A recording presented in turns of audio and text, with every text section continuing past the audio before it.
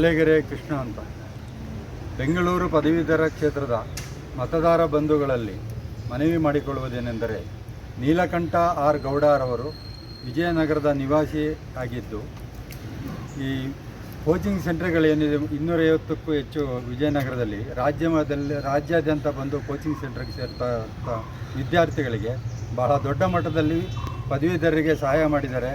ಅವರಿಗೆ ಉಚಿತ ವಿದ್ಯಾರ್ಥಿಗಳಿಗೆ ಕಾರ್ಯಾಗಾರ ಆಯೋಜನೆ ಮಾಡುವುದು, ಅವರಿಗೆ ಧನ ಸಹಾಯ ಮಾಡೋದಿರ್ಬೋದು, ವಸತಿಗಳ ನಿಲಯಗಳಲ್ಲಿ ಅವರಿಗೆ ಸೌಲಭ್ಯ ಕಲ್ಪಿಸಿರುವಂಥದ್ದಿರ್ಬೋದು.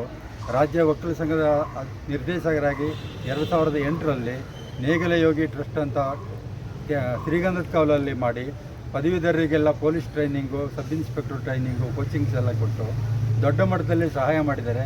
ಗ್ರಾಮೀಣ ಪದವೀಧರರಿಗೂ ನಿರಂತರವಾಗಿ ಸಂಪರ್ಕದಲ್ಲಿದ್ದು, ಅವರೆಲ್ಲರಿಗೂ ನಿಕಟ ಸಂಪರ್ಕದಲ್ಲಿದ್ದು, ಮನಸ್ಪೂರ್ವಕವಾಗಿ ಯಾವುದೇ ಪ್ರತಿಫಲಾಪೇಕ್ಷೆಗಳಿಲ್ಲದೇ ಸೇವೆ ಮಾಡ್ಕೊಂಡು ಬಂದಂಥ ನೀಲಕಂಠ ಆರ್ ಗೌಡ್ರನ್ನ ಬೆಂಗಳೂರಿನ ನಗರವಾಸಿಗಳು ಮತ್ತು ಗ್ರಾಮೀಣ ಪ್ರದೇಶದ ಪದವೀಧರರು ದೊಡ್ಡ ಮಟ್ಟದಲ್ಲಿ ಮತ ಹಾಕಿ ಅವರನ್ನು ಚುನಾವಣೆಯಲ್ಲಿ ಗೆಲ್ಲಿಸಬೇಕು ಅಂತ ನಾನು ಮನವಿ ಮಾಡ್ತಾ ಇದ್ದೇನೆ.